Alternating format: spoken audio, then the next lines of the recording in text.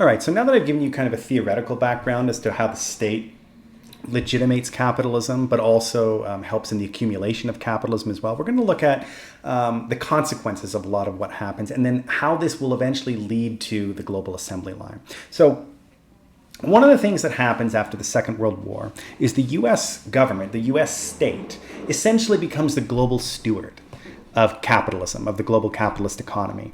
After the Second World War, the United States realizes that in order for the U.S. economy, in order for American capitalism to thrive, it has to create a very robust and thriving global capitalism. So it's the idea that all of the economies that were devastated from the Second World War, especially the losing powers of Germany and Japan, those economies had to be rebuilt. Because if the United States just existed as its own strong economy and all the other economies were left devastated, well, U.S. capitalism would probably stagnate as well. Because remember, one of the imperatives of capitalism is constant economic expansion. And in order for that to happen, you had to have this globally robust capitalism for U.S. capitalism to flourish. So one of the things that the United States does, the U.S. government, is it basically finances the rebuilding of every other capitalist economy in the world.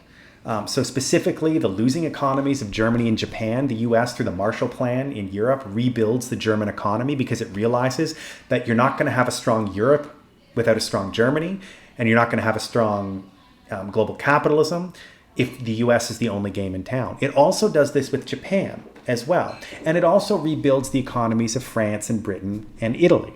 So what the United States is doing is directly financing the rehabilitation of essentially the major capitalist economies of the Second World War. And it's doing this because it is in its own interest to do it. But it has specific consequences. The US government plays an active role in rebuilding, for example, the German and Japanese steel industry. But it doesn't really rehabilitate and rebuild the U.S. steel industry. It doesn't really offer subsidies and loans to the U.S. steel industry.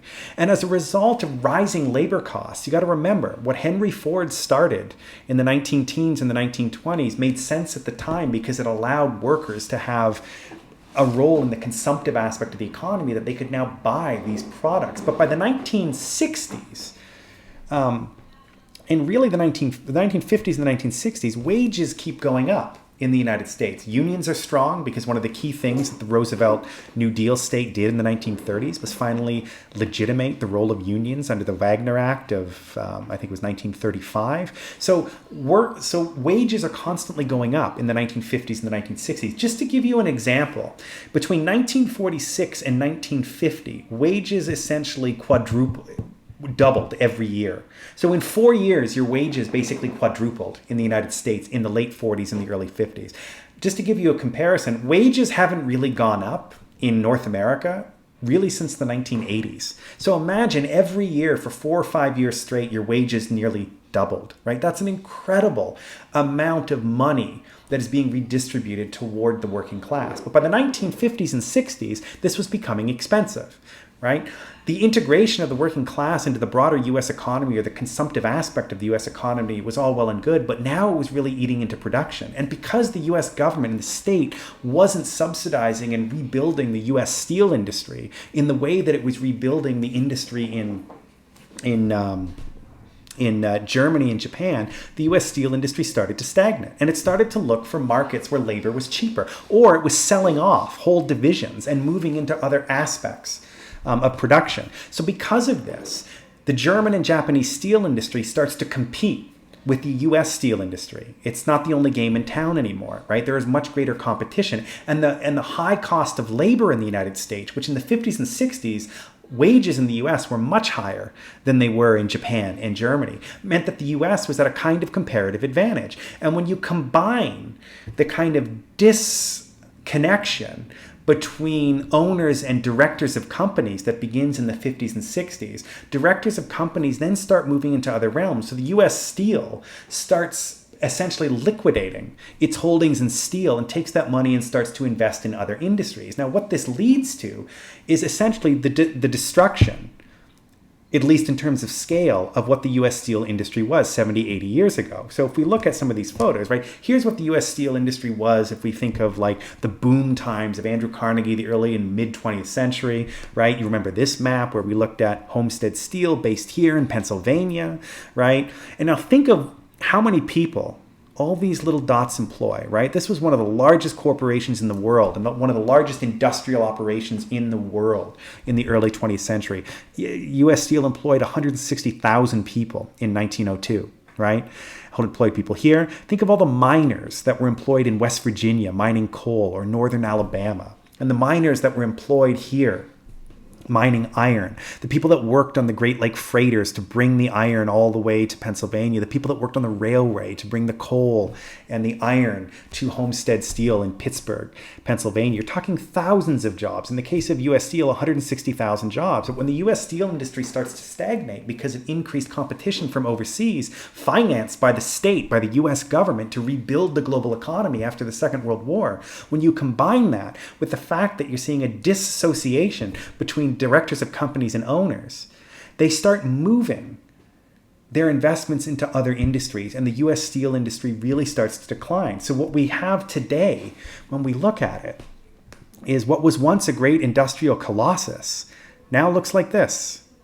It almost looks like ancient ruins, but this was part of what Homestead Steel was.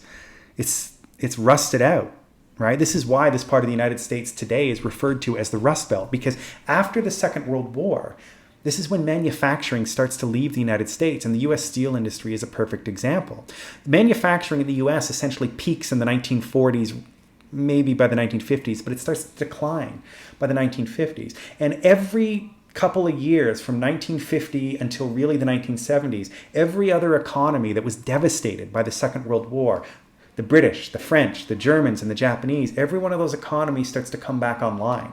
So that by the 1970s, not one of those economies is really even close to being the size of the United States, but if you combine all of those economies, that's a fairly sizable and formidable competitor to American industry. Now, what also happened was the U.S. government and the state provided a lot of these companies, or at least a lot of the industries in these other countries of Germany, Japan, France, and England, near unrestricted access to the U.S. domestic market. And in fact, the United States didn't really seek out a lot of foreign markets after World War II. What it did was it integrated the working class more intensely into the capitalist economy and basically elevated them to the middle class. And their consumptive habits, the spending power of the white working class that was integrated into the broader U.S. consumptive economy, is what essentially lifted the world out of the Depression, right? The Second World War does it, but to maintain that level of consumption that the war brought, the broader working class is integrated and they're buying things that are produced in Germany and Japan because it's cheap. But the US economy at the time was so large that it didn't really have any adverse effects. But by the 1970s, it does. By the 1970s, these new economies are completely rebuilt and back online. And again, it's not to say that each one individually is anything close to the United States, but collectively, there's more competition. The United States is not the only game in town. When you combine with the fact that the United States has some of the highest wages in the world, you can start to see why deindustrialization starts to happen in the 1970s. And it devastates a lot of these urban manufacturing communities. So if we think again of all these little dots, how many people they employ, right? This is what that industry looks like now. Here's another photo. Now, one of the key things that happens as well is it hits African American workers first, largely because African American workers, especially in the 60s and 70s, made up a large percentage of what's referred to as the urban manufacturing class. So people that lived in large cities, that worked in these large industrial plants, they're the first ones to go. Sometimes they go to the suburbs, and then from there, they often go to other countries. And as a result of that, the working class is essentially destroyed by the 1970s, the 1980s. And I'll talk more about that next class. And these communities are basically devastated. And the case of U.S. Steel is so devastating, because when you think of how many people U.S. Steel actually employ, and when they face increased competition from abroad, the directors of these companies, as I said, start liquidating their assets in steel production and then investing in other industries. And again, the consequences is, again, think of all the people that would have worked in this factory, right? And then the whole communities are devastated. This is why you call that part of the United States the Rust Belt, right? It looks like rust. All the factories that were the kind of shimmering towers of capitalism in the early 20th century now is a kind of hollowed out rust bucket. It's partly why people in these communities voted overwhelmingly for Donald Trump in 2016, right? There was no hope. Now, what I'm going to do now is, before we get into the last part of the lecture, I'm just going to play you a song by an artist in the United States named Bruce Springsteen, who probably most of you have never heard of, because he's before my time, well before your time. Bruce Springsteen was an artist that emerged in the 1970s, America, and he really kind of captured the zeitgeist of what it was like for working class, mostly white working class, but working class people in the United States and their experiences with deindustrialization in the 70s and 80s. This deindustrialization that will lead to the global assembly line, which we'll get to by the end of the lecture. And in fact, you can listen to this one song in about 4 minutes that encapsulates kind of 200 years of capitalism in the United States and the devastation that it has on communities. Bruce Springsteen is still around. I think he's in his 70s now. He still performs. His politics are fairly left-wing, as you can probably guess. But regardless of what his politics are, even people on the right, working class people on the right in the United States, are fans of Bruce Springsteen because for them, he kind of tells their stories, right? It's this kind of urban folklore that he speaks to. So I'm going to stop the video here, listen to the Bruce Springsteen song, and then for the final part of the lecture, we'll look at the rise of the global assembly line and the emergence of the maquiladoras system.